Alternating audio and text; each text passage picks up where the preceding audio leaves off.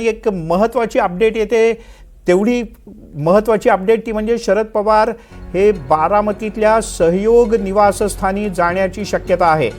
बारामतीतलं सहयोग निवासस्थान हे अजित पवार आणि सुनेत्रा पवार यांचं निवासस्थान आहे आणि सुनेत्रा पवार यांची सांत्वनपर भेट घेण्यासाठी शरद पवार हे त्यांच्या घरी थोड्याच वेळात पोहोचतील। मोहसिन शेख आपल्यासोबत आहेत, आपले प्रतिनिधी। मोहसिन,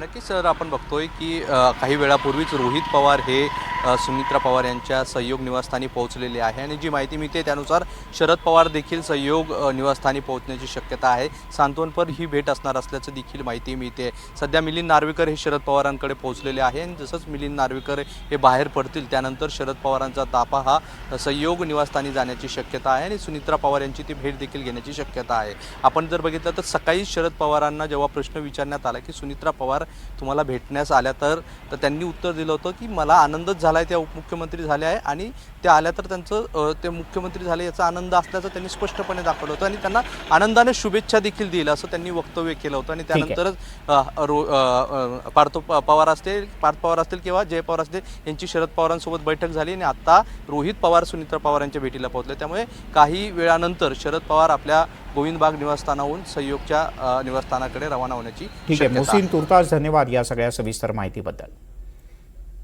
यासोबतच बुलेटिनमध्ये घेऊयात एक छोटासा ब्रेक, लगेचच परत येतोय। पाहत राहा NDTV मराठी।